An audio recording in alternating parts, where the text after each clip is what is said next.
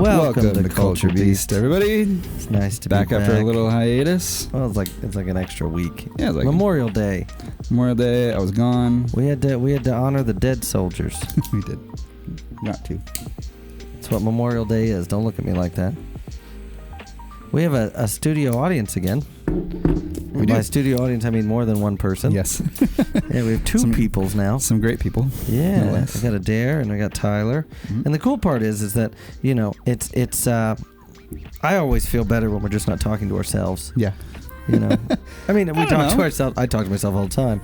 I actually had to explain to somebody the other day that I wasn't crazy. I was just going over like scenes that I'm building for the script I'm writing in my head. Yeah. And I'm like, I have to talk them out. Mm-hmm. And they were like, yeah, so that sounds crazy. I was like, well, yeah, but You kind of got to do that. yeah, like how else are you going to know what to say? Exactly. That was Christopher Walken. I'm sorry, I didn't mean to do that. How do you know what to say? It just goes sometimes. That was actually pretty good. I'm proud of that. Thank you. Is it going to be based on I got Christopher a Walken? disease, and the only cure is more cowbell. I love that. What you smoking over there? I have an EP Carrillo, Dark Rituals. It's a Maduro from EP Carrillo. It's a 6x60, which is what in the cigar industry we call a Gordo. And it's super dark. And it's an ass kisser. An ass kicker. Huh? Ixdexia is terrible. It really is. Plagues us all. But yeah, it's one of my favorite big old sticks. Mm-hmm. It's weird. I've been getting really into the full-bodied cigars again lately. Yeah. Is that a summer thing, do you think? No, because you'd think that summer I'd go lighter. Right. I go from whiskey drinks in the winter to gin gimlets in the summer. Sure. And so you'd think it'd be the opposite, but no, not this one. I'm working on the old what are you Chillin' smoking? Moose. Oldie but old reliable. The old standby Yeah. over here. It's a good stick though. Mm-hmm. I need to Probably I would wager the Chillin' Moose has made more appearances on Culture Beast than any other cigar. That's probably true. Consistency. Mm-hmm. Consistency is key. Foundry does such a good job on those, though. They really Mm-hmm. do. It's a good one. And Chillin' Moose 2 isn't as good, I don't think. No. Make this better. And if you want, I would definitely look up their logo because it's a moose that is actually obliteratedly high out of his gourd, and it's just wonderful. It's a great logo. From branding and marketing, if I saw it, had I not had it, I wouldn't have bought it. Really? No, Why? because it just doesn't look appealing to me. I don't know how else you brand a moose chilling. Maybe, I don't know, like on a recliner or... Well, he seemed pretty reclined to me. In that sense, yes. Yeah, I wouldn't have bought it. But I'm glad I have. I realized I kept talking and then I had to relight and talk and realize I just let it. And we are drinking iced... Do you see that? I'm force sensitive, people. And if you've been watching Kenobi like I have, I'm screwed. We're drinking lattes, iced vanilla lattes with oat milk, shaken. Not stirred. Not stirred, not over ice, cold, no ice. So yeah, that's how you're kinda supposed to do it. Yeah, I saw you using your little cocktail shaker in there. It just made it filled me with so much joy. I use it for Jim Gimlets too. As you should. Mm-hmm. I just love that you love those. They're so good. They're too good, really. This is good. Thank you. It's really good. Paul made the syrup. Homemade scissor. Homemade vanilla. He made the vanilla. Yeah, the vanilla scissor. It came from your coffee bar, your Breville. Yep. It's good shit. I always say the best coffee in the Heights is at my house, and I think it might be true. Well, he's humble too. I've tried all the coffee in the Heights. To be fair, it's better than City Brew. To be fair, it's better than City Brew. Thank you. Yeah, I think we're just gonna be all over the place today. Tell us about that jacket. I've told you about the jacket last time I wore the jacket on the podcast. Did you? Yeah. Well, you showed it to me like you had just got it the other day. Yeah, because I'd forgotten that I'd already talked to you about it. No, it's linen, which is great, but it's a country style jacket. Yeah. So it's got patch pockets, 4 of them, 2 on the waist and 2 on the chest, and it's working lapels, foldable there. So you got a little accessory action, little Nice. red tiger's eye. Very good. But yeah, so it's linen. It breathes really well. I'm actually wearing full linen today. This is linen trousers, linen shirt. Because in the winter, linen is the way to. Or in the winter, I'm gonna take. That's a good sippy time. There's no alcohol in this. That's why I'm struggling.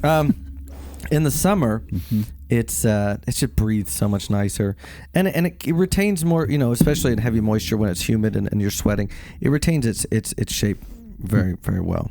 So. Well, you look good. Thank you. Like Feel good. I don't know if have you worn that coat on the podcast? I think so. I don't think so, dude. Maybe not. I don't know. Either way. Yeah, and I'm not going to look back in the archives. My mom bought me this shirt to wear on the podcast. Keep your friends close and your whiskey. That's adorable. Yep. Shout out to my mom. Shout out to Mama Cooper. Yep, that's right. I love that. I love that. Yeah, it's great. I right? have a shirt too that says, it's got a cat with 2 gats, and it says "pew pew well, I can't say it. That's fine. I will draw a line on certain things I can't say, but it's. I used to work out. I used to CrossFit in it, and nobody would come talk to me. It was great. That's so good. Yeah, and then we were at the lounge one day, and Matt Ryan, an esteemed member of ours, he goes, "Look at this shirt. It's so funny." And it was that shirt, and I was like, "Do I have a story for you?" Because he's also a CrossFitter. So right. So good.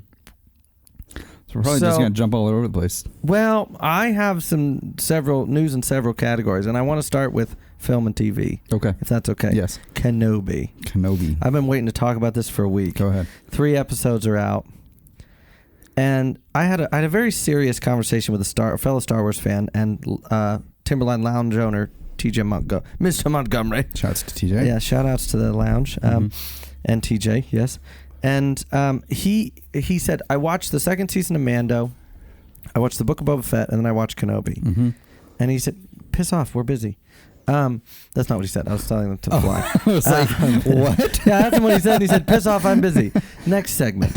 No, but so it's, and he was like, I just really think Disney's gone downhill. And while Star Wars is kind of all over the place right now because they're trying to figure out what direction they're going to go because they don't. Right. I think Kenobi is a masterpiece. Okay. And the reason is that, it takes time. It takes place 10 years after Revenge of the Sith, which means the Jedi are still being actively hunted. They're in hiding. They can't use their force skills. They can't use their lightsaber because that's a dead giveaway. And it really shows just what the lengths they'll have to go to. Sure. And I think it's a brilliant homage to the good versus evil dichotomy. The narrative. Yeah. And so I'm really excited for what that's going to bring. How many episodes are they doing? 6. It's a limited miniseries. Nice. And it's Ewan McGregor returning as Obi-Wan Kenobi and Hayden Christensen returning as Darth Vader. Nice. Anakin Skywalker. Nice. So I think it's going to be great. I'm really excited I haven't got into it. I haven't had any subscriptions for a while, actually. Yeah, because you got cars and stuff. Uh-huh. Yeah. Do you have anything in this category? Mr. No subscriptions and stuff? I watched Elizabethtown the other day. For the 47th, 100th time? Yeah, love that movie. I know you do. Yep, that's about the only thing I watch. I've been watching a lot of YouTube. Some Haggerty? Some Haggerty. Adam LZ's content's been really good. I don't know what that is. Yeah, he's a former pro BMXer turned drifter. He's got this huge compound. That seems strangely like a comfortable next step. Actually, it is a lot of. I mean, if you think about pro it, athletes become. Yeah, that's actually drifters. that. I never would have put that together until you said it, but now it makes perfect sense. Lots and lots and lots of former pro athletes getting into and I mean, can you imagine having to learn how to do that on 4 wheels instead of 2? Yeah, like what a mind trip. Brandon Semenek, he's a professional downhill mountain biker. You know, like does like the huge jumps and Whistler. He competes at Whistler every year. There's a name for that. Morons. Okay, go ahead. It's pretty wild. Yeah. And he got picked up by Subaru, so he's been a factory driver for Subaru for a couple there's another years. error in Subaru's judgment. No, dude, he's a doing long good. list. No, but here's the thing. Okay, we need a new drift team, or we need rally, or we need this. Let's choose people who literally are most comfortable on 2 wheels. That's dumb. But they're comfortable hucking themselves into uncomfortable situations and like going like really fast and being really dangerous all the time. On 2 wheels. Yes. What's another 2? It's more stable. There's so much more. And it's, I mean, what did they changed the steering wheel and the gear and the hydraulic brake to this? Like, what? I think that's dumb. Well, name an athlete that it hasn't worked for. Well, I don't know any BMXers because I had a life when I was a kid. My point is that I just don't see It works. It totally works. Yeah, well, Dave Mirra did well, right? I knew you were going to bring that up. Because you also know that's really the only BMXer I know. Alliston Witten, he was a professional BMXer. That is. There's so many people that have crossed over into cars. So it works, man. You know what I like about Kenobi is that I really I just like the next season, you know? Yeah. Oh boy. That was funny.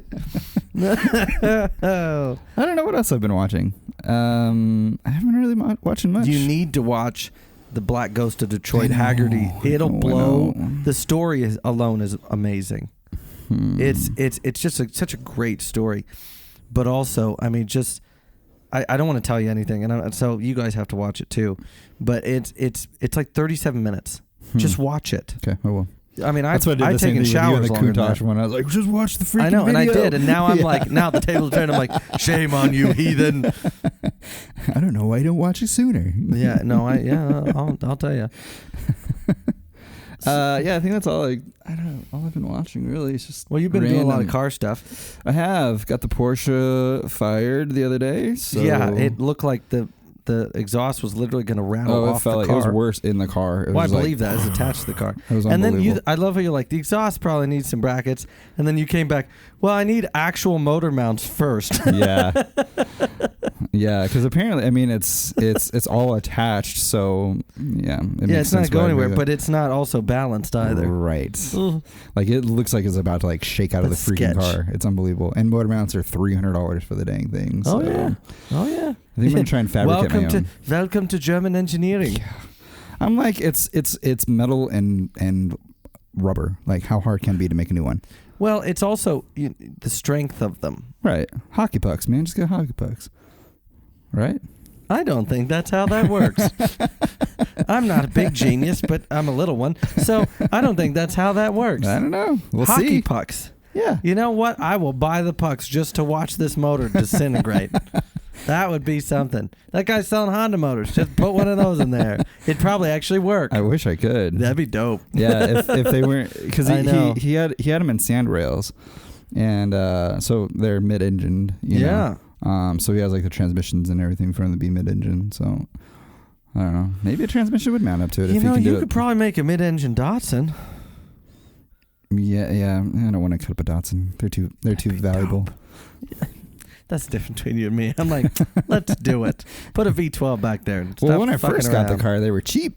They were so cheap. Yeah. Well, next big thing. Yeah, and they were on there.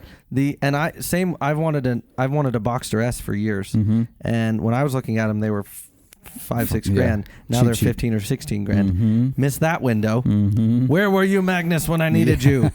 Haggerty. I should have watched the Countach earlier, and then I wouldn't have had this problem. Yeah, same thing with that Porsche. Like when I first got it, it was like a $500, $1,000 to resell it. Yep. And now they're selling for like $5,000. Miata's the same way. Yeah. 80s Broncos. Yeah. Or 90s. The O.J. Simpson Bronco. Those are skyrocketing right now. People want them. K5 Blazer. Yeah, there's a lot of these, and that's what one of the few things I like about Haggerty is that, not one of the few things, but one of the many things I like about Haggerty is they do the research, and I've not seen them on the next big thing be wrong. Right. Like they even talked about the 05 Mustang. It was referenced, and the 05 Mustangs are now, that was that remodel where it looked old. They're climbing. Everything's climbing right now. Climbing. But I really like on Barn Find Hunter. Like you watched Barn Find Hunter, have you? Yeah. So Barn Find Hunter. It's if nobody's watched it, it's this guy just travels around the country and just goes into people's yards and like looks at people's cars and just finds people's junk. But he'll pull up Haggerty's price guide and say like, okay, in good condition, it's this price. It's knowledge. Yeah. In concourse, it's this. So if you're looking for a cheap project, this is where this car can get to, which I think is really, really well, unique. and that's what people, don't realize is that, and I'm glad Haggerty does this. There's good and excellent condition, and then there's concourse. And concourse is a whole, like, you have to have certain, enamel on the badging, and like the it can't bolts be, have to be the right treatment. Yeah, and it's the right alloy compound. Yeah. Like it's ridiculous. So concourse, a lot of people to get there, they will take all original just shitty cars and build them back. It's not a rebuild, it's building them back. Right. And that's why I love concourse, and you know how I feel about concourse. Because it's a whole different ball game. And to me, that is, you got to be so intentional. Yeah, like beyond like like cleaning with a Q-tip or something like that. Yeah. It's like and the adjudicators who do these concourses are so knowledgeable. I mean, they're just this vault of precision and intentionality and scrutiny. Yeah, and they'll throw cars out. So I love concourse because it's such a different ball game. It is, and you get to dress like this. Yeah, that's true. That would be so fun. Just dress real well and something to keep for watching. Something to keep up on is I'm pretty sure Goodwood starts this coming week. Oh, really? So I guess so. Yeah, it'd be the time, huh? Yeah, I think I read that somewhere. It's coming up anyway. Yeah. Interesting. And I keep my updates on for Goodwood. Love Goodwood because it's just in the next few years, it'd be Culture so fun. Beast will be a Goodwood. Love to be at the revival because I'm dressed. Yes. And one of my kind of goals is I would like to participate in a revival race. My mind always goes back to those Ford Falcons versus the Minis. Yes. Remember? Yes. And it's just David versus Goliath. Yeah. And it's such a wild race. It is. But yeah, I love that. Seeing those old cars that get sideways and just. Oh yeah. It's and the Minis doing 4-wheel slides just to try to get around the Falcon. Yeah. Like that's a small car, but any car that does a 4-wheel slide. Ooh. Yeah, especially in a little car like. Yeah, it's sketchy as hell. You gotta be going real fast. Yeah, real fast. Yeah. But yeah, so Goodwood's coming up. Pretty excited about that. It's going to be a heck of a year too because we get to see all the new fun cars that people are bringing for the hill climb and a lot of concept cars do that hill climb. Yeah, I love that. My father's is coming out with a 100th anniversary cigar. Did you see that? Yeah, I did, and I'm really excited about that. You gonna get one? I'm gonna try. LFD came out with a special edition Andalusian Bull, which is probably one of my favorite cigars of all time. The Bulls are it's just a hell of a smoke. And but I was like, I need to get one because I'm a Bull guy, and I'll never have one. No, because they're already. It would be rare that I would find one, and that's the thing with. I like that when they do special editions. I think they're cool. Like, Dunbarton, Steve Saka, did his Maestro de Saka, a unicorn, which is instead of the horse, it's a unicorn, and they're a special blend, and like you have to find them, and it's a whole thing. That's awesome. It is awesome, but unattainable. I would rather, have a cigar that I have access to. Right. So, it'd be fun to have one, like, just to experience it. Whether it's good or a big letdown. And I'm going to put my feelers out, and if there's one, I'll have it all. I have a guy here in Billings, even though I live in Bozeman now. I have a guy here in Billings that when he gets bulls in, he sets a couple aside for me, and then when I have like 5 or 6, he'll go, okay, your bulls are ready, because he knows I love them, right? But he knows I'm not always around, right? So he'll 1 or 2 from each box that he gets, he'll and because they're my favorite, and they're worth the money. I mean, they're $18-20 a stick, but it's just an amazing cigar. And that's why, I've always said 8 to 15. That's me. But I'm at the point where I will pay extra money for a good cigar. Right. The most I've ever paid, it was $24 for a Padron. 1964. That's not true. The most I've ever paid for a cigar, I paid $50 for a Padron 50th anniversary on my 25th birthday. And it was great, but I'd rather pay $24 for the 1964 80th anniversary because it's so... No, not 64 is the 60th anniversary? Yeah. Yeah. Yeah. The 1926 is the 80th. Anyway, whatever. I'm terrible at keeping them together. Yeah, that's fine. But yeah, like I'll pay good money for a good cigar, but I'm not going to buy a box of them, right? Because it's a special, and they are smooth. Speaking of smooth, yes, there is a new and special shout out to Phil Lowther, him and Nalo Baggins. Yeah, I can't call Nate anything else now. I love that. Shout out to those guys. He wrote in actually, and this is what the rest of you should be doing.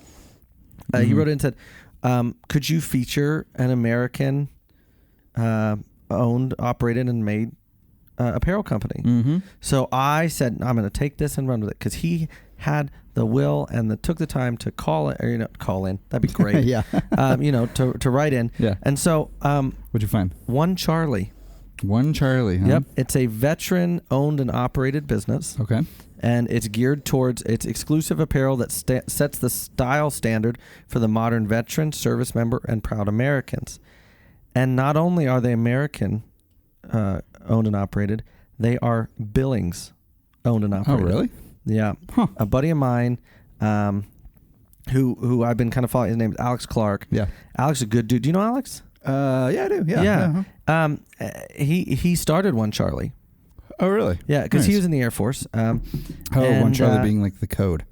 Yeah, well, it's a yeah. Oh, okay. So it's One Charlie, and he wrote a little thing because I asked him to.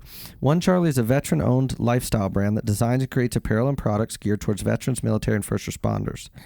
The Montana-based company has 3 guiding principles: positivity, inclusivity, and patriotism. Nice. And he founded the brand because he was looking for kind of a more modern, stylish veteran clothing, not just like T-shirts and tactical pants. Yeah, with flowers all over it. So he's like, I'm going to create my own thing. And it doesn't shy away. They don't shy away from like hot topic issues or trying to promote good things that are associated with being a citizen of this great country. And I love that. Yeah, that's awesome. There's not a requirement to be a veteran to wear the clothing. It's just love your country and those that defend it. And I think that's so cool. Now I'm going to hand you their Instagram page so you can, but they've got some cool stuff. And I do love that they're not afraid to shy away from hot topic issues. Like this is one of their T-shirts, and they're fitted. They're fitted, so we actually they're not baggy and stuff. Nice. It's the One Charlie logo, with it says veteran vertically, and it's the pride flag. Oh wow! So they're not afraid to touch on these cool issues. But yeah, check that out. And it's super cool because it's a Billings, Montana. Yeah, and I think it'd be fun to have a segment with him. Oh, there's Trevin Sparbow. Huh? There's Trevin. Oh yeah. Oh, while you're looking at that, we tried Proof Donuts on Saturday morning. Yeah. Give us the details. Shout out to Trevin and Clay and their other business partner. I think I forget his name. I don't know him, but it was unreal. Yeah. What did you guys have? So we got 6 variety. They're donut holes and their coffee, which is done by Big Sky. It's actually really good. I encourage you to check it out. Yes. I almost bought a bag so you could try it, but I want you to go in and try it first. Yeah, I should try it. Yeah. Give another shot. Yeah. Because this is specific. Clay's a perfectionist. Trevin's a go-getter. Yep. And they hand-picked this blend, so I would check it out. I will. But then we had the Homer, which was strawberry frosting with sprinkles. So it looks like Homer Simpson donut. Yeah. We had a Huckleberry Dream, which had huckleberries stuffed in it, on top of it, around it. Jeez. We had an oob cake, which I didn't really understand what it was, but it was okay. And I feel like a schmuck for not knowing that. We had a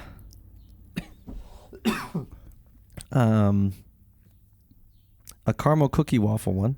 Oh, wow. It was delicious. Did it have caramel cookie on it or taste like caramel cookie? It had caramel cream inside of it and had caramel white frosting with caramel cookie crumbled over top of it with a caramel glaze. Oh, wow. No, this is next level shit. Yeah. And then we had a black and white, which is like a black and white donut. And then, yeah, I think that was it. I feel like there was another one, but I can't remember. Yeah, I always see their Instagram, and when Clay was first starting to develop the dough, you were part of the secret society. Yeah, he'd always come into to Mazevo and be like, "Yeah, I think I'm going to start this donut thing." I'm like, "You? Donuts? Okay." You know. And so he'd like work on some stuff and like bring some in for me to try, and that's cool. It was really fun. And Trevin is the right guy to partner with. I mean, he's just been a good friend of mine for a long time. Go-getter, one of the smartest people I've met, and just nothing scares him. Yeah. That's the one thing I'll say about Trevin. Nothing scares him. We're going to open a donut shop. Done. We're going to partner with Cal's Chicken Coop. Done. I'm going to start the Blind Bison. Done. This is that same Trevin, you know? And he's always done that. And I just think it's such a great thing. Yeah, he's really what Billings needs. That kind of young person doing these things. Right. The problem is that there's not many of him out there. There's quite a few. Mariah Carpenter, she's doing a lot. Yeah, but while you're right, there are a lot of people. Trevin has the next level of that, which is the diversification. Sure. You know, Mariah's black coffee or Black Dog Coffee. No, she has the place next door. Oh, that's right. And the massage place. That's right. Yeah. And so that's a good example. I forgot about that. A store down. But what I was saying is, there's not a lot of young entrepreneurs that have the diversification. Sure. But yeah, one Charlie, man, super cool stuff. Yeah. Love to have a conversation with him too. I think that'd be really cool. There's a company out of California that has been just started making their own clothing. I can't remember the name of it is, but it's more just basics, just shirts and pants, denim. But there's a lot of good U.S. based denim. And yes. Which they're like $500, $600, but I mean, the last pair of jeans you buy, pretty much. You know? But I thought Phil brought up an interesting point, because we do talk about a lot of like European companies and Japanese companies, and there are a lot of great American companies too. Yeah. So it just tends to be more expensive. Yeah. Yeah, but it does. Quality is definitely a lot better. Quality's there, man. And people get paid well for making this stuff. It's not a sweatshop. Exactly. Whoops. That's exactly it. What other stuff is going on? Do you not have a list? I just been kind of just like. Didn't we say we weren't going to do that anymore? And it was because of me. And here I am, like, sticking to the plan. And Paul's like, yeah, let's go off the rails once in a while. It's healthy. I thought you left your tablet in. Yeah, I left my tablet, but I still have the stuff. Oh, gotcha. Oh, my goodness, great. I mean, I have things I want to talk about. Father, can you hear me? That was a Jesus reference for those of you who didn't get it.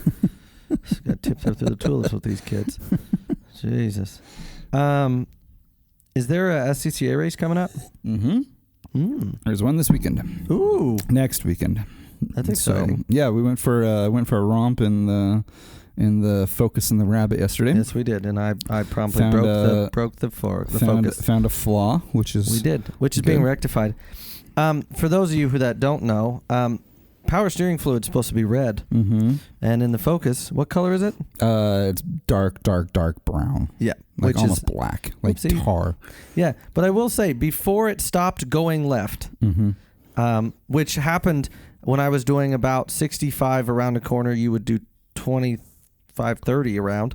You talk about reaching out and touching someone. Poo came out. Like it was, like I Richard Hammond the shit out of that. Except I didn't, go over the hill and break my leg and burst into flames and make international news. I'm glad for that. Yeah, me too. That would have been awkward. Because I don't think Ford would have sent me gifts. No. No. Rimac sent and I don't gifts. have the finance to.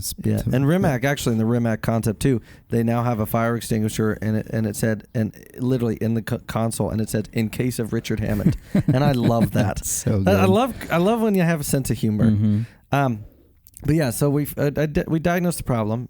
You're fixing it. I'm fixing it. But it was just rather snorty little car. I liked it. Yeah, it's not bad. It's a fun little car. Platform. It's a good platform. Yeah. It was good to throw the rabbit in sport mode and see what it could do. That thing was. It's a quick little car. There were times when we would come out of corners, and I'd downshifted. I'm like, I can.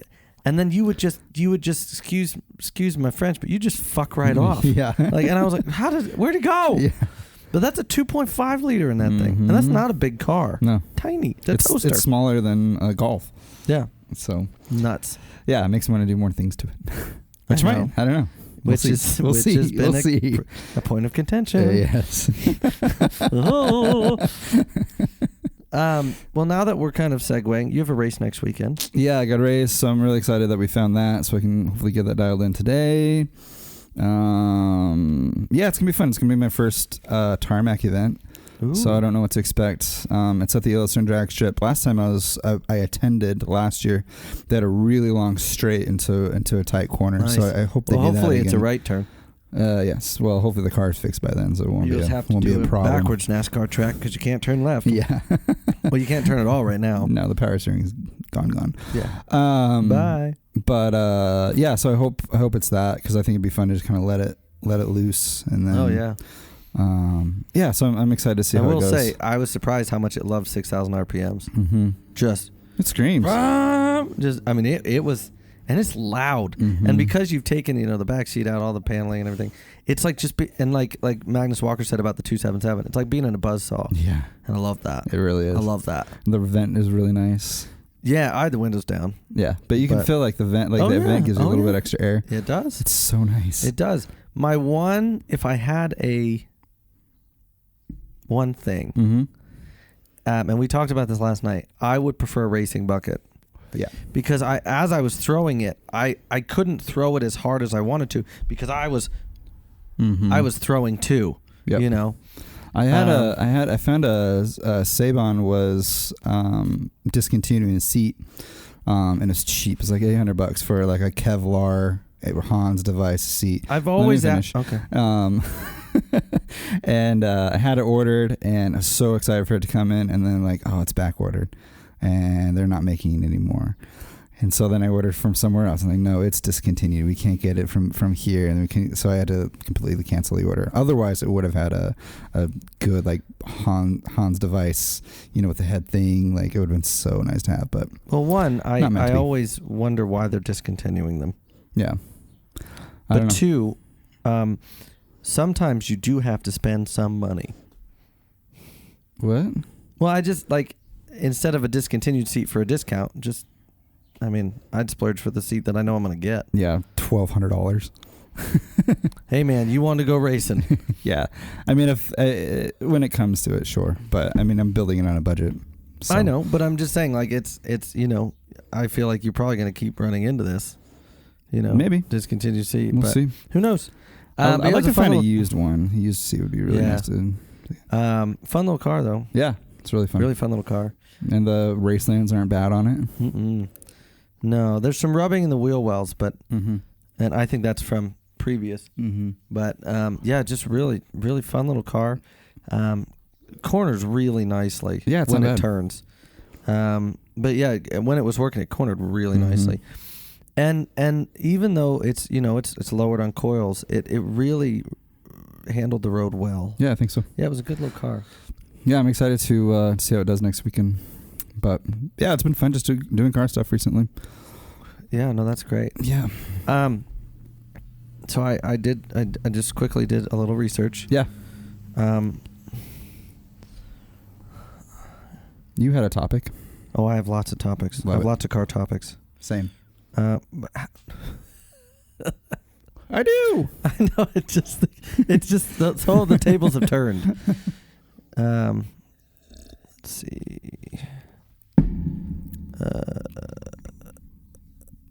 Yeah, Goodwood is this month. So the first thing, that Lexus electric LFA successor is going to be at Goodwood. Oh, really? Working, running prototype. Oh gosh, interesting. I can't wait.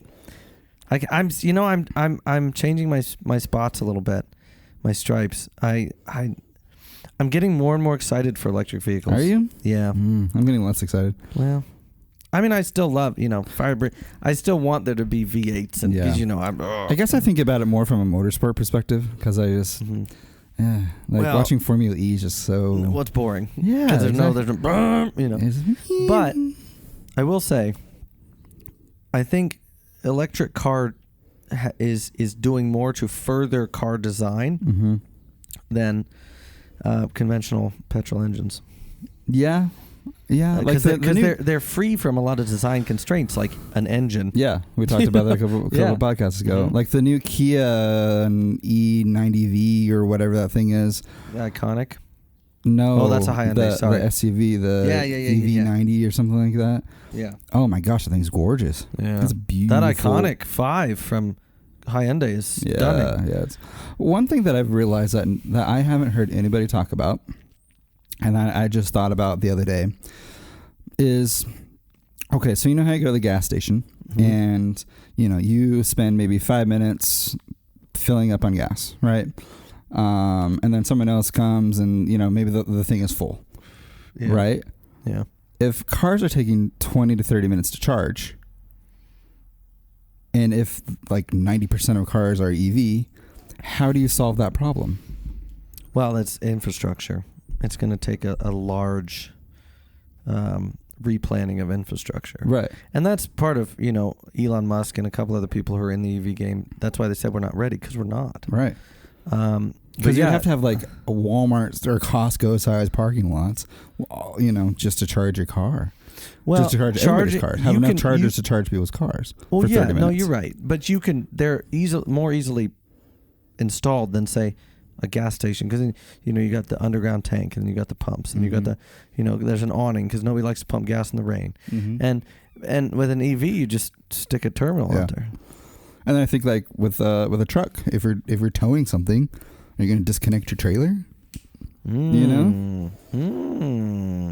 Now that's a culture beast conversation. It's those things that are just like not. They're conventional to us because we can pull into wherever with a trailer and fill up with gas. Yeah. But if you got a Tesla truck, how are you gonna charge? You know what I'm saying? That's an interesting question. They probably will have, like they do in gas stations now. They have the big diesel bays. They'll probably have a pull in like that. I wouldn't be surprised if we see gas station style charging station, like charging stores. What I would think would be a good solution, I don't know how it would work infrastructurally, is if you did a like a how you put your phone on like a charger and it charges, like you just said, wireless charging. If parking spots were wireless chargers, there was, and I read this probably 8-10 years ago. It was an article, and I haven't seen it since, of a wireless charging roadway. Oh, interesting. Yeah. And doing just that. Yeah. Like a train, trains in the city have the electric, the electric lines. Yeah. But I mean, we have the technology. Yeah. But I mean, if parking spots were like wireless chargers, just pull in, go to Costco, your car's charging while you're in there. But that also would have to lead to battery development, because the more you charge something, the less life the battery has. Right. And that's the other thing, is that 1,000 mile range is great. That's great. But that's amazing. That's going to start becoming 900, 800, 700, 600, 500. And there's a powertrain warranty on like gas on petrol cars that 3 years, 36,000 miles, anything goes wrong with the powertrain, they'll fix it. Right. I think a smart idea for car manufacturers who are going, because everybody's jumping into the EV game now. Suddenly with gas prices the way they are, they're like, we're going to save the world. And none of them are realizing we don't have the infrastructure. But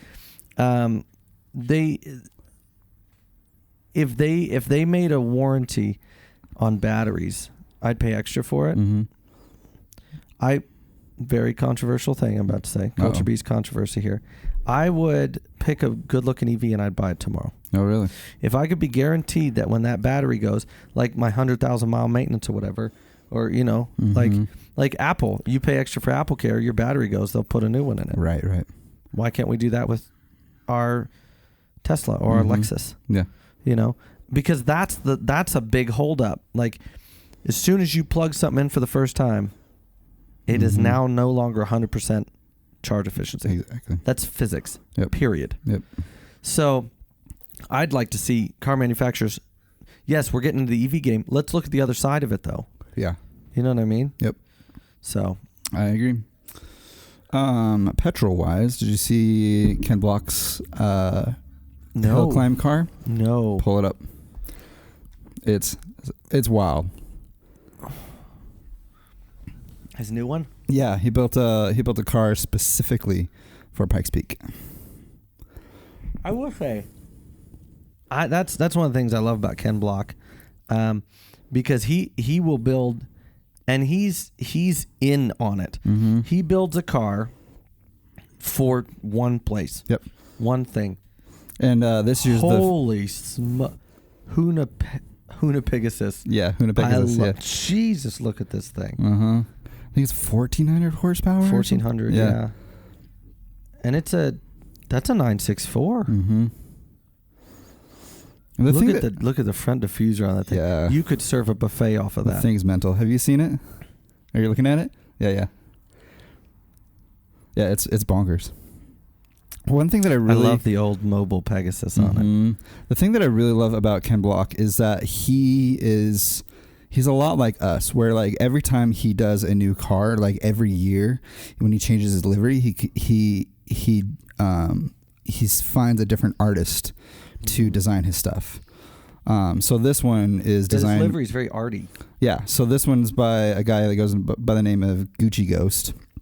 He's a professional snowboarder, Olympic athlete turned mostly artist. He's designed for Gucci. His stuff is just like very... Dude, those rotiforms are gorgeous. Mm-hmm. Then those are one-off rotiforms that they designed specifically for that car.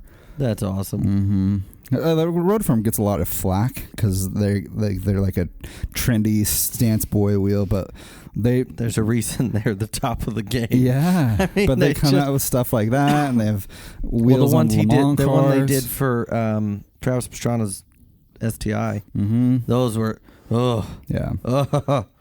dude, this is a good looking car. I like it. That it's pink. I love pink Porsches, man. Yeah. So on Ken Block's channel, he sat down with the artist and did a feature on him and kind of asked him like the design inspiration behind it. And so they're coming out with a whole like clothing line that he's designed for Ken Block. It's just cool. Like I really appreciate Ken Block's I guess intentionality in that, you know, to do something completely different and then promote it throughout the car scene. Shit, the stance is wide. You know? I mean, it's wide. Yeah, I think this is the 50th running of, or is it the 50th or the 100th? I think it's. I want to say 100th. I can look it up. I know it's the 50th of the WRC. I want to say it's the 50th of the Pikes Peak as well. 100th. Welcome to our 100th running. That's right. So there's a lot of people that are getting their old Pikes Peaks cars back together. Like, yes. Like Ray's Millen, like the Tundra that they built, the single-seater Tundra they built in the early 2000s. And we're going back. I mean, there's Pikes Peaks cars from obviously the 1920s. I mean, sending those things back up just for gigs. Yeah. Oh, that'd be cool. Larry Chen did a full feature on that old Tundra. Like it was still in the corner when he showed up to the shop.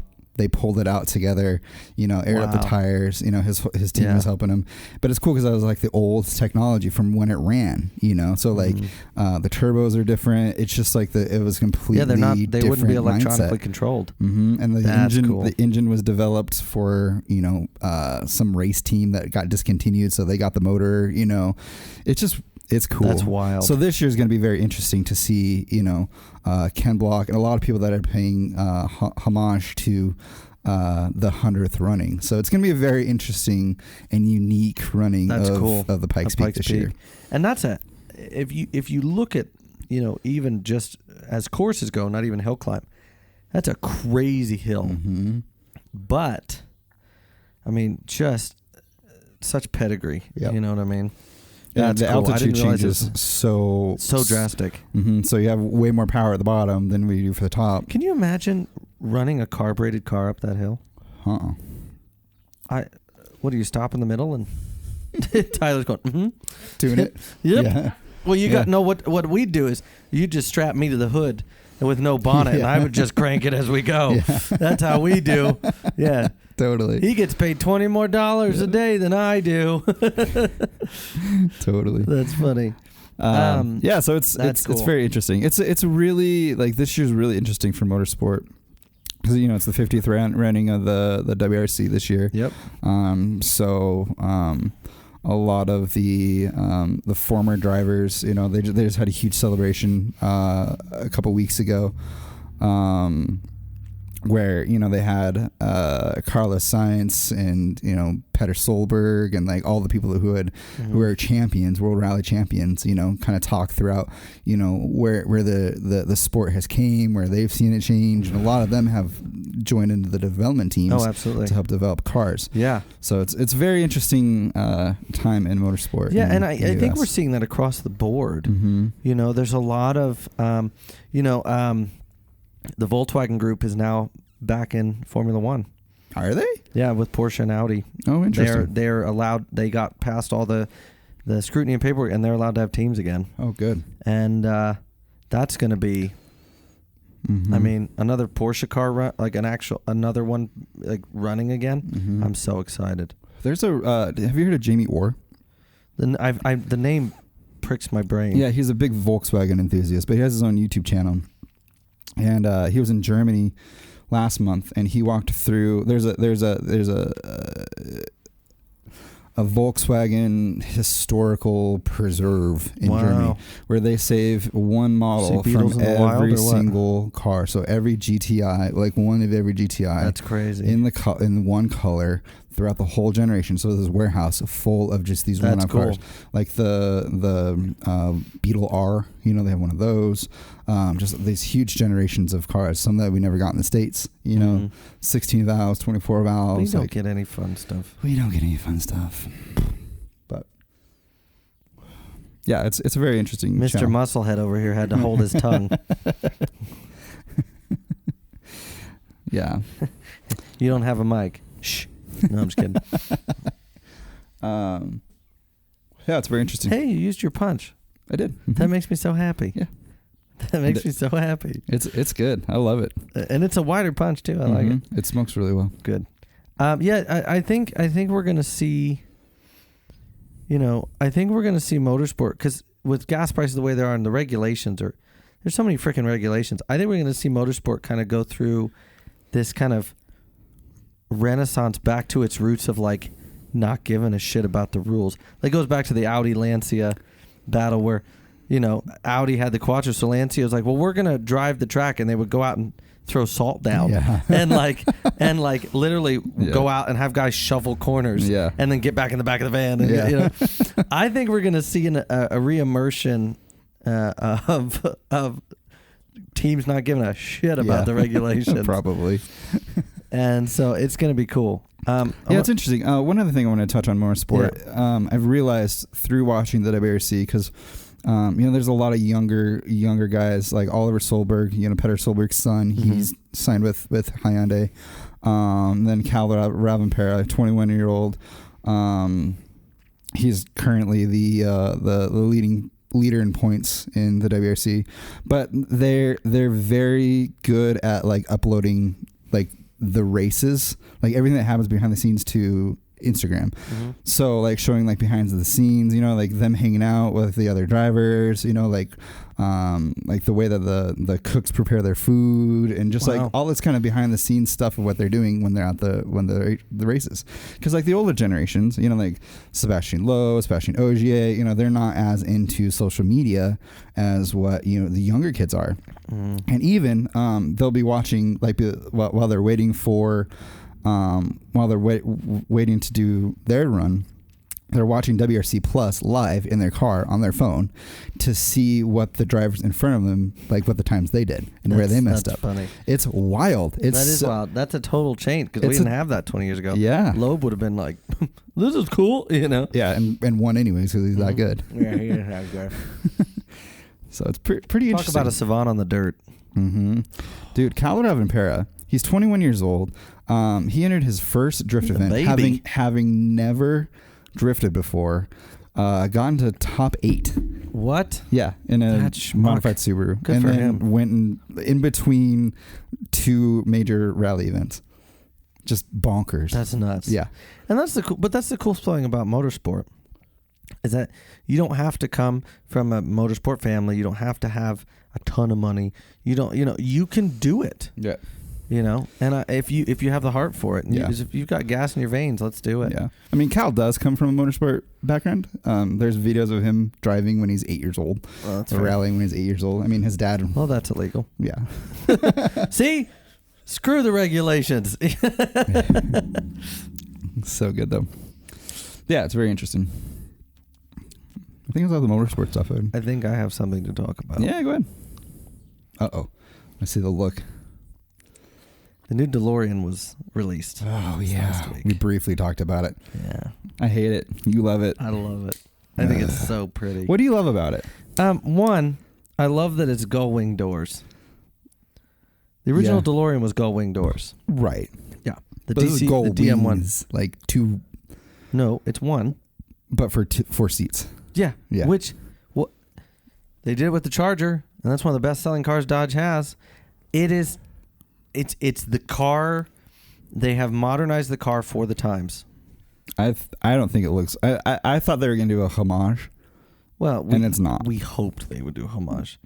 I knew they weren't going to. It looks like a Lincoln. It looks like something Lincoln would develop. Look at this and tell me. Well, maybe not. Look at that. Is not a Lincoln.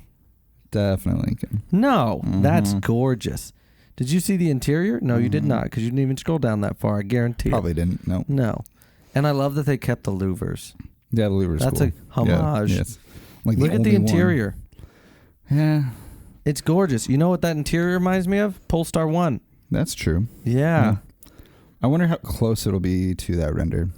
Oh, it'll probably look god-awful and not anything like this. It'll probably end up looking like a Lincoln. There's hope that it looks better. Oh, shots fired. But this is so. But what you asked what I love about it. What this for me? What the is it? It changes the EV game. Yeah, because I think we're going to see a lot of old cars that people loved that have cult followings come back as EVs. Oh yeah, absolutely. I think Toyota's going to bring back the Celica as an EV. Probably. I think that, I'm here for it. Yeah, I mean, they're doing the Ford Lightning as an EV. Yeah, which they already did. Technically, you can buy one. Yeah, yeah, that's what I'm saying. But it's led to. I'm going to talk about EVs for a minute. Chevy has confirmed that an electric Corvette is coming. Yeah. And it's all-wheel drive. Yeah. Brilliant. I don't know, because man. Because if it works, you're going to be able to get all-wheel drive in a C8 petrol. Right. My huge qualm about EV is I feel an argument coming on. It's just batteries. It's batteries with different skins on top. It's batteries that have 0 to 60 in less than 3 seconds. Instant power, all the power, right when you put your foot down. Right. And what is not to love about that? I don't give a flying fuck about my carbon footprint, but I just think, what's not to love about that? My thing is okay, BMW engines are completely different than LS. Yeah. And Beetle motor is completely different. It's its own little animal. Yeah, and that's one of the fun things about cars is the sound and that they produce and like the horsepower they produce is a different drivability.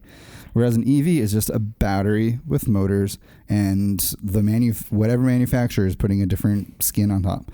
Like what is the what makes a manufacturer better than the next one? Well, the fact that Tesla is like 450-mile range, and sure, but when they're all that, what's the difference between a Tesla and a Corvette? Dude, Mercedes with that ESQQ or whatever it was, they did like what was it, 800 and something on a charge. It's not just everybody. This is the next frontier of car manufacturers pushing the boundaries and trying new things. This is, and I'm going to go on flipping record here. I'm getting fired up. This is the first time in history since the creation of all-wheel drive, since the creation of the internal combustion engine, that there is a blank slate, and manufacturers are now getting to do whatever they want with it. Mm-hmm. And that hasn't happened in a long time. That's true. That's exciting to me. Yeah. We're seeing EV concepts that blew design award, like other car designs, away because they have to. Mm-hmm. They're allowed now because there's no predecessor. Right. There's no heritage. We're going to make the predecessor. We're going to make the heritage. Sure. That's a super cool opportunity. Yeah. I'm getting fired up about EVs now that I'm thinking about it a little differently. Yeah. And I might have drove one recently. What did you drive? I drove a Tesla. Did you? Tesla Model S. Yeah. I loved it. How was it? I loved it. Okay. It was a symphony. Really? Yeah. In sound or? Well, no. Oh. No. So it actually oddly just sounded like shh. So it was an art gallery. Yeah. Yeah. Okay. Yeah. No, but here's the thing. It was an art gallery. It was an art gallery that had all these beautiful paintings and sculptures. Yeah. And Led Zeppelin right in the middle of it. And Metallica and Megadeth right in the middle of it, because as soon as there's some rock and roll for you there, Chachi. And when you put he's not even paying attention. Okay. When you put your foot down, suddenly Megadeth starts into Cemetery of Destruction, and you're just holding on for dear freaking life. There's a metal reference for anybody who's wondering. Yeah, it was brilliant. I mean, I think they'd be fun. I think it'd be nice to have an electric as a daily driver. But my question is still like, okay, so what is the difference between a all-wheel drive Corvette and a all-wheel drive Plaid? Many, many things. Like just interior bits, exterior bits, and they have this opportunity to keep, again, every EV car. I'm going to take a James May approach to this. Every EV car that comes out after another EV car is going to be that much better. Sure. Because it's, they did this, so we're going to do this. Yeah. And so I think we're going to see almost like an arms race with EVs, where here's the standard, and then it just keeps going like this. Okay, so think about it from a cell phone perspective. Yeah. Like, how much further can cell phones progress? A lot. I feel like they've plateaued. I disagree. I feel like most cell phones are the same. I cannot raise my hand and talk into it yet. And I'm sorry that Total Recall, I want that. But I'm talking like a phone. Like how much it was more? A phone. He went like this and he talked. Okay, but how much more can like a cell phone actually progress? Well, because here's the thing. Okay, this is a 12 Pro Max. This is 2 years old. Right. It's a dinosaur. It should be in the Smithsonian. But it's big. Yeah. But what's changed? Well, from last generation? I can take 4K at 60 frames per second with this. Right. And I got 12 times zoom in this that takes clear pictures. Mm-hmm. There's not a lot of pixelation. Right. Obviously, because of past decisions, I shake a little bit, so I don't go that far. But this thing has now brought what a DSLR was 2 years ago, right here. Yeah. And I have you ever tried to put a DSLR in your pocket? No. Look at that. Wait. Boom. Yes. I'm carrying around a DSLR in my pocket. I'm carrying around a messaging device, an instant messaging device that makes Morse code look stupid. Right. I'm carrying around a device that if I want to, I have a menu of emojis. I can play charades with my friends. Yes. My point is that this can get better, and it is. It can get thinner, smaller, faster, better, more durable. We've got phones that have folding. They're this big, and when they fold out, they're this big because they glass folds. Right. Folds. So then, what's the difference between that and like a Google Pixel or whatever they are? Well, this one works. Yeah, but that's what I mean though. Is like I feel like it just all becomes the same thing eventually. Well, the one can say that about similar. The 911, but it's still the benchmark of sports car. Right. But it has a different engine than the other, it's developed different processor, different team developed it. What else you got, Chachi? I'm just poking and prodding. Oh, I know. You're real good at it. And I'm answering for once instead of just getting mad. I have facts on my side, sir. But no, I think EVs are gonna. I think we're gonna start seeing. I mean, take the Rivian. It went and did Moab and did fine. Yeah. Obviously, they had to charge it afterwards because it's an EV. Sure. But it did everything a petrol car could do. Yeah. And it's only going to get better. And if you don't have to work around an engine or a transmission, tell me you can't get more suspension play. Tell me you can't get more ground clearance. Tell me you can't get a more tucked up driveline so a rock's not going to shear that off. There are things that an EV with the right design and modification are going to be able to do that petrol cars cannot. Yeah. And you give me all that in 1,000-mile range, I'm going to buy one. Yeah. Yeah. I can see it. It's just, I don't know. Jury's still out for me. Well, I can see some benefits for sure. And I'm not going to argue that with you because the jury was out for me. I was the biggest proponent on Culture Beast against him, I think. But I'm changing my tune. Yeah, maybe I'll change mine too. But probably not. You're more stubborn than I am. Well, I don't know. No, that's not true. That's not true. That's not true at all. No. Also, we'll have some petrol news for you. Sweet. Because I know you love the petrol news. And I also know that you love this car. Uh-oh. Okay? Maserati. What's your favorite car? Oh, the supercar. MC20, right? Yeah. How about if they made a drop head version of that? Ooh. I'm not usually a convertible fan. Yeah. But that is... Me either. Gorgeous. It almost looks better. I think it does. With those two... And there's a few, I think, like the 488 Ferrari, the GTB, with the removable hard, the one that's a spider, it just removes that target top. Yeah. I think it looks better. I think gorgeous. Supercars as a whole actually look better as spiders. The R8. Remember the original R8 Spider? Yeah. I thought that was a much better looking car than the coupe. Yeah, I agree. This is gorgeous. Yeah, and it's in your color. Yeah. Oh my gosh. I want one so bad. Yeah. And guess who just did a little documentary about the MC20 old and new? Oh, who? Magnus Walker Haggerty, the big thing. Oh, nuh-uh. Yeah. Oh, no way. Yeah.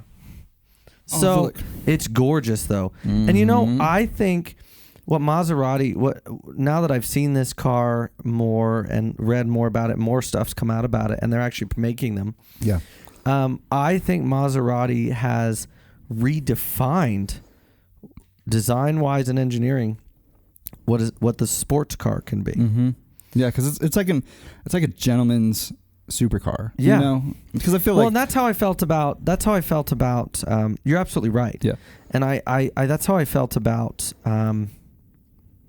Spiker. You remember Spiker? Yeah. And how everything was quilted leather and the linkage, remember? It was I always saw that as a gentleman supercar. Yeah. And they don't make them anymore, which is a shame because they were just fit and finish rivaled Pagani. Fit and finish, yep. The fit and finish rivaled Pagani.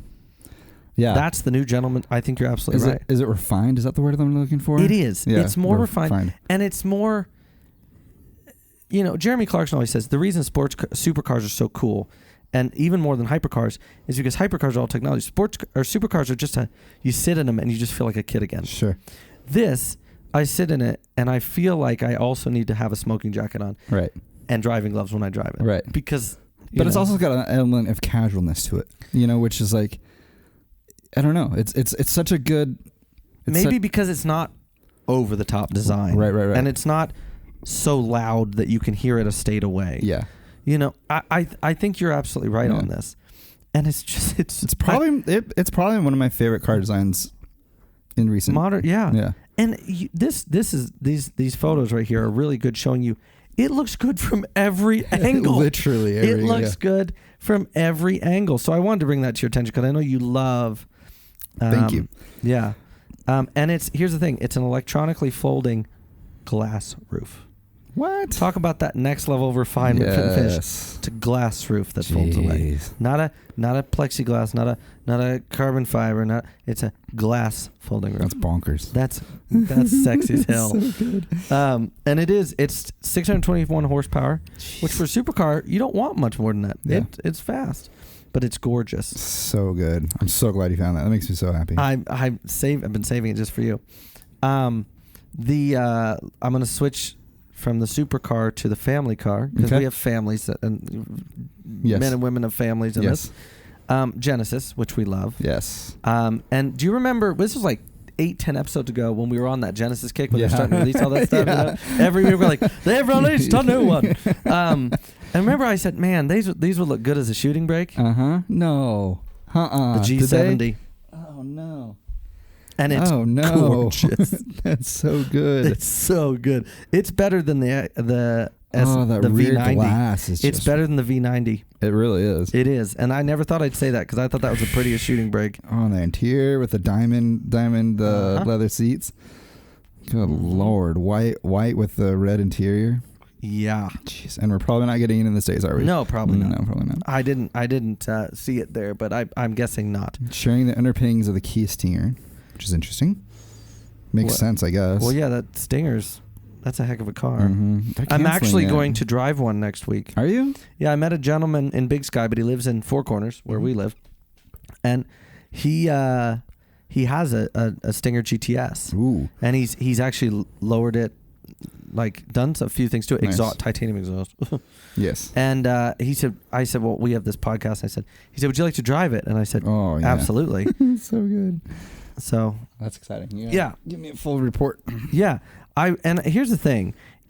I think Genesis, if they did a G70S or like an R, I think they could go after, which I think has held the title of fastest shooting brake in a long time, the E-Class wagon, the AMG, which is even the Porsche Panamera, the hybrid, the one that was a shooting brake, couldn't touch it. No.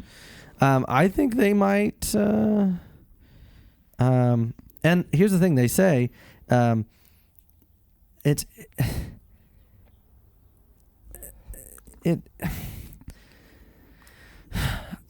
a 2-liter in it, but I want that.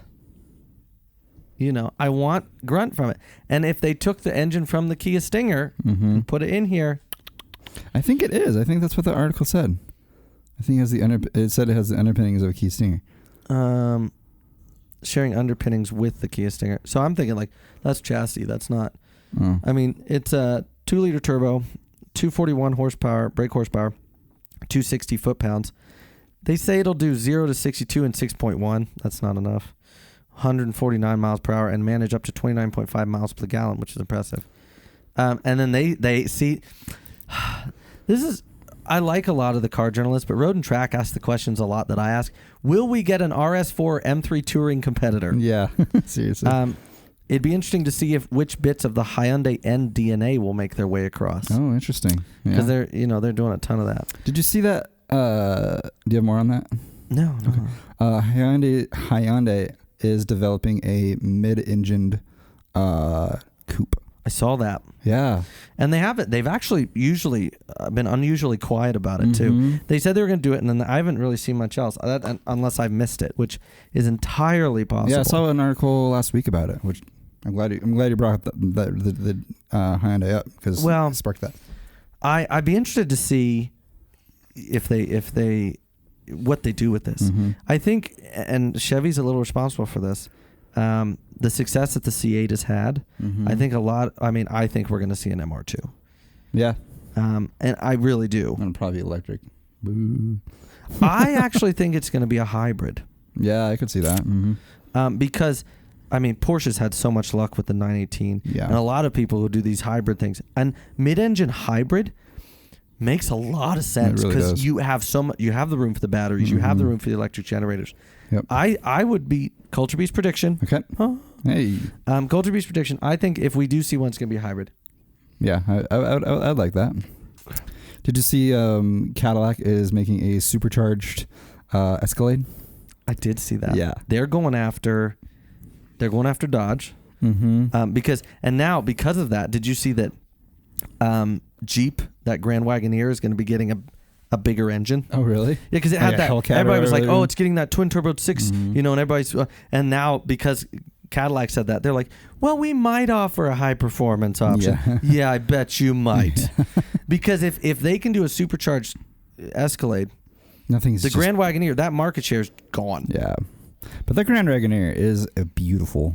I really want to not like it, but I can't. I know. When it first came out, I was like, "This is dumb," and then I see that, I'm like, "That's gorgeous." You just can't and argue. Like the fit and finish looks nice. It does. Yeah. I don't know if it's. I just have a hard time paying that much for a Jeep. Yeah, what are they, 120 or something dumb like that? Yeah, but I mean, it is and it's got such a presence. Mm-hmm. It really does. It's got a presence. You know what you're looking at. Yeah, and it's distinguishable. They've obviously. I've seen a lot of Wagoneers on the road in Bozeman, so I mean they're obviously selling. Right. I've seen in the last 6 months, I've seen 4 Rivians in Bozeman. Oh, really? Mm-hmm. Interesting. I saw one the other day with my dad, and I geeked out and almost fell off my chair at Mama Max. Are they big in real life? They're a little. I think they're somewhere between the Ridgeline and the F-150. They are a little smaller than, say, what you'd think of a half-ton pickup, like the F-150 or the Ram 1500 or the Silverado 1500. So like the size of like the new Rangers? No, it's bigger than that. Interesting. But it's in this little in-between. But they're just, talk about a presence. Yeah. They have a presence. Also, the cabin, the windshield, and how everything's it's sloped a lot more. It's a lower roofline than I thought. It's sloped. Interesting. More than I thought. I like it. Yeah. It looks like a bigger version of the Santa Cruz. It's got a rounded bed and all that stuff. Sure. Bigger, obviously, but I'm interested to see the long-term testing on that. See if it's really worth the hype. Yeah. And that's the other thing with this EV is we see a whole new time of long-term testing and long-term journalism in that we have nothing to pull off of. Right. So EVs to me are kind of the next automotive pioneering. Yeah. It really is. Yeah. And that's really another is. reason I get excited about it. Yeah. Because I remember, when they were pioneering all-wheel drive and turbos and how they just took off. Yeah, and I mean to be fair, the internal combustion engine, it's a really dumb design. Like there's so many things that can go wrong. Yeah, if it gets too hot, it will shred the turbine and send it right into your engine. Yeah. But before that, it's a lot of fun. Yeah, I mean there's coolant passages and like all this stuff that just and now we have, more electronics that can go wrong because there's electronically spooled turbos now. There's, there's air-cooled turbos, there's water-cooled turbos, there's just there's twin scroll. There's all kinds of stuff.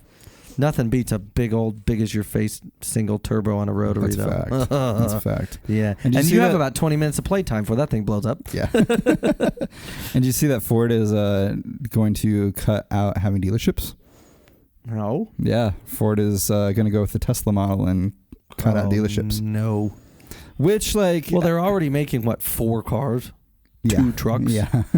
That was so dumb. Like I like it from a perspective that they can be cheaper because the big gripe with dealerships is that they mark things up, So if you don't have a dealership, then the price is the price. You know what I mean? So on one hand, it makes a whole lot of sense.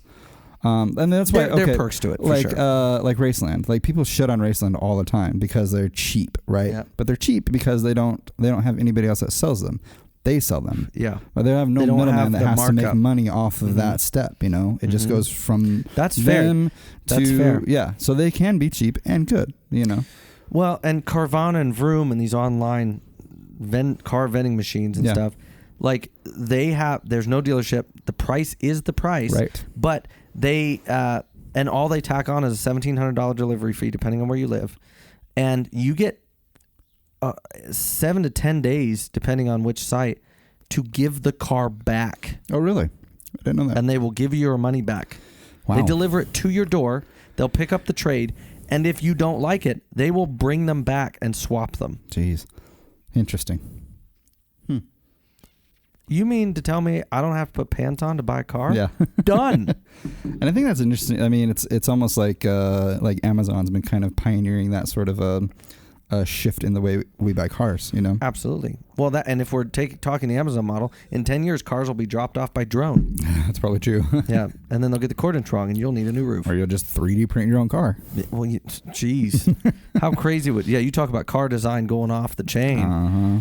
I do want to end. Ooh, I have one. Yeah, let's kick it because I want to end with this because this is hysterical. I can't remember with an epic Culture Beast fail. Okay, I can't remember which manufacturer did it, but they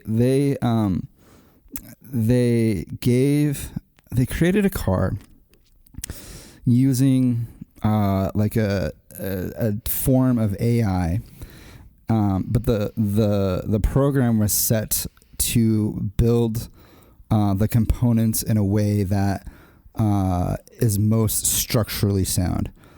And so I saw this. It's breathtaking. Yes, because the computer just made these parts without any past structure. Right. Yeah. It has nothing else to go off of other than rigidity and where it can cut out. And they built a car. Yeah. Like a whole freaking. And it looks sick. It's futuristic. It's so cool. But it's so, and how like, you know, each, like that one part that was on the main page of this, and how that one cross member came across and it was fat and then it got thin and then it got fat. Like it thought about every single calculation. It's brilliant.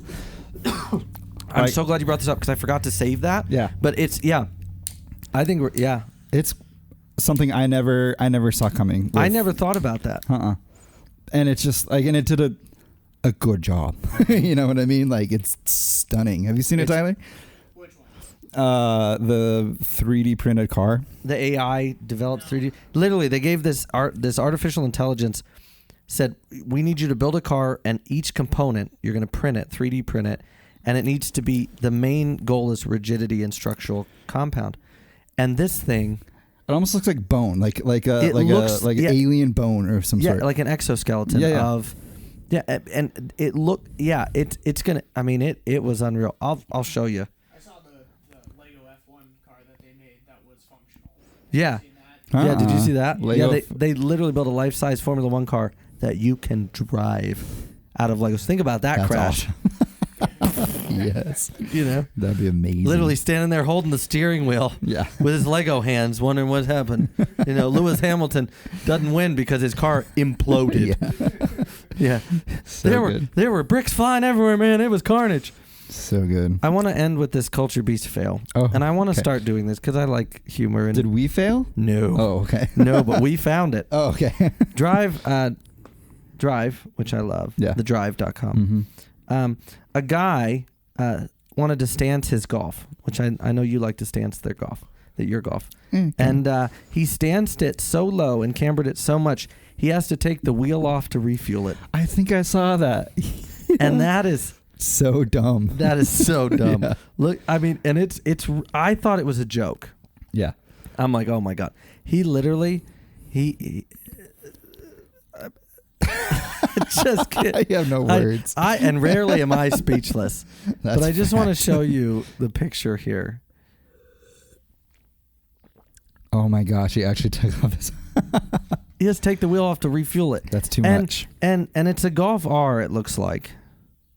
Not anymore. Well, unless he just put the Golf R body kit. Gosh, that's awful. But that's too far. That's way too far. Yeah.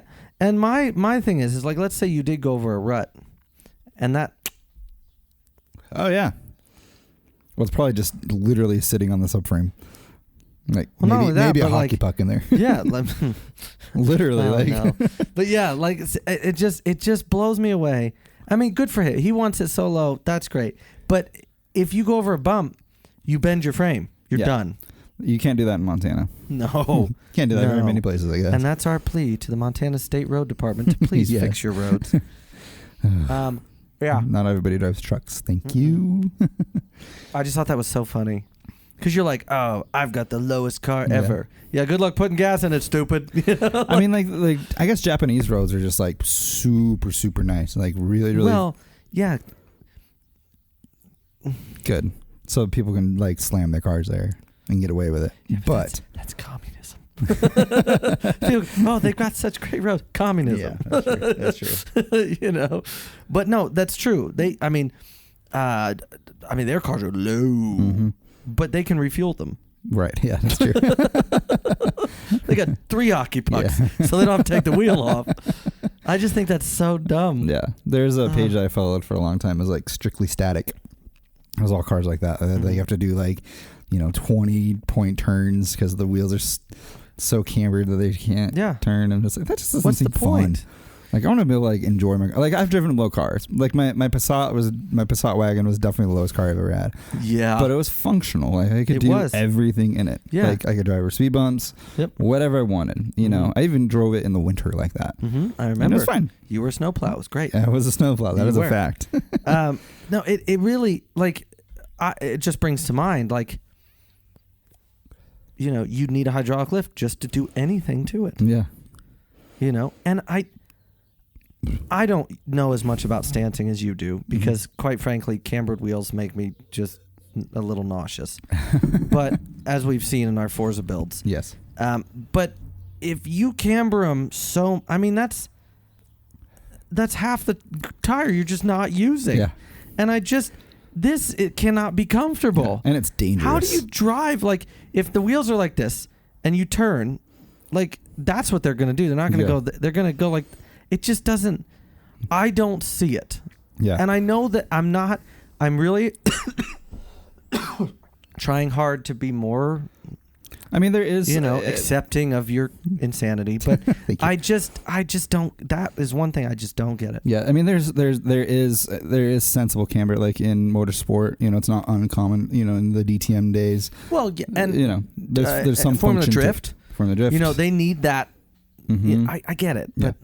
But for everyday driving, and it's dangerous, like to have like that much, like an inch of contact with the road. Oh, if it rains, then you just have no, or there's loose gravel. Or a big gust of wind. Yeah, like there are in Montana. Yeah. This is what people ask me, what's a random fact about Montana? A breeze is 50, 60 miles an hour. Yeah, exactly. That's a breeze. You're not driving the high line of that thing. A gust is 70, 80 miles an hour. Yeah. And I don't know if you know much about weather, but that's 70, 80 miles an hour is when a tropical storm becomes a hurricane. And right here, that's a Tuesday. Yeah. Here in the plains. In Bozeman, we don't get as much wind. We don't. But because we're surrounded by mountains. Right. I guess so. We don't get we get wind, but it's not as often. It's not as heavy here on the plains. Ennis is on the plain. It's in that valley where there's a jet stream, and it gets. My parents have 50, 60 mile an hour winds more often than not in the summer and winter. Casper, Wyoming is crazy windy because it's in that valley and and just and the plains, the Dakotas, things like that. But it's 70, 80 miles an hour is when a tropical storm becomes a hurricane. Yeah. And we deal with that. Yeah. So like a car like that, like you're done. Yeah, you're done. Yeah, it's a sailboat. Driving my Bug on windy days is like the worst thing. Oh, yeah, well, it's there's so this scary. much. There's 30% play in the steering wheel too. True. Yeah. Well, I will say, bigger cars like the Lexus, and I like bigger sedans and bigger coupes and stuff. Yeah. It's like putting a sail, or like people that haul 45-foot campers with toy haulers behind their F-350. Yeah. That's half a city block of sail. Yeah, seriously. It's like driving a semi. Yeah, not going to do that. Bump that. Nope. No, bump that. Bump that. Well, on that disappointment. No, I'm just kidding. On that bombshell. Yeah, on that number 16, why you shouldn't move here. Yeah. It's time to end. Thank you, everyone, for watching. Good night. We're at an hour and a half. Perfect. That's good. See? Hour 25. Look at that. So good. It's like we've done this before. Real quick, I just want to point out, and then we do need to end. You are very close to having a put together, probably running dune buggy. Yes. That's exciting. It is very exciting. It's been a labor of love. And it's been cool, like, the progress. Yes. It's right there. Yeah, it's right there. Basically just waiting on a transfer case Love it and when brakes. Slides. Yeah. Basically waiting on a transfer case and brakes and wiring. But I mean, like 5 wires. Engine, transmission. You did, you got a little bit of body work to do, but like Dude, it's so close. It's close, but it's cool because like the progress in building cars. Because I built this motorcycle, and then that gave me like the confidence, I suppose, to jump into this. Had to buy a welder for it, which then gave me more confidence in the Focus, which is giving me more confidence in the Porsche. Because I'm not mechanically. And you've got all of them running. Yeah, it's crazy. I have almost more running cars than I do non-running cars now, which is. When's the last time that happened? It's been a while. It's been a real while. But driving's a whole other thing. I mean, that engine starts, the Porsche starts-ish. Well, the Porsche will probably run better once it's bolted down. Yeah, seriously.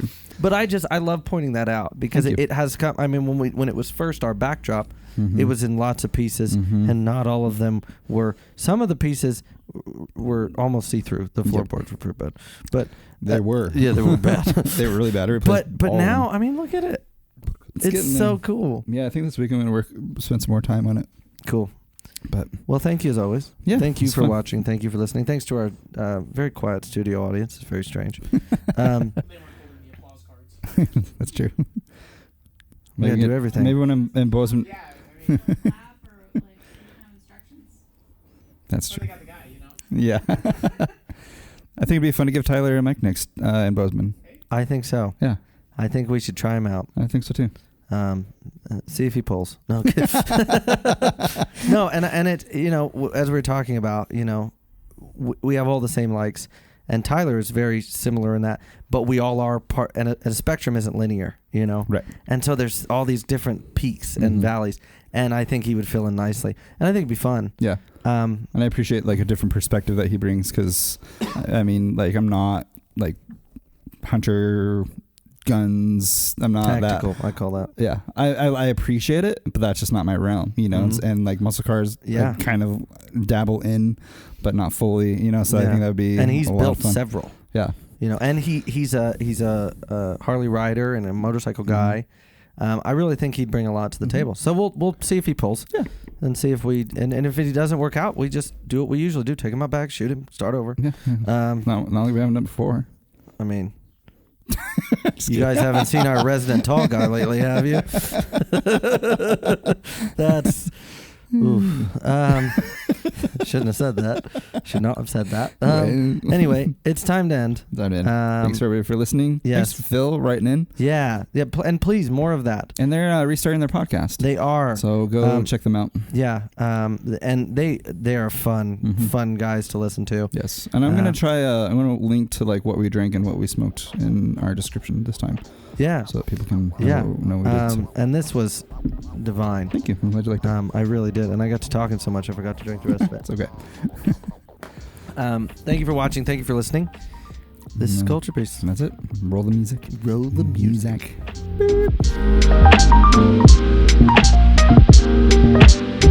Music.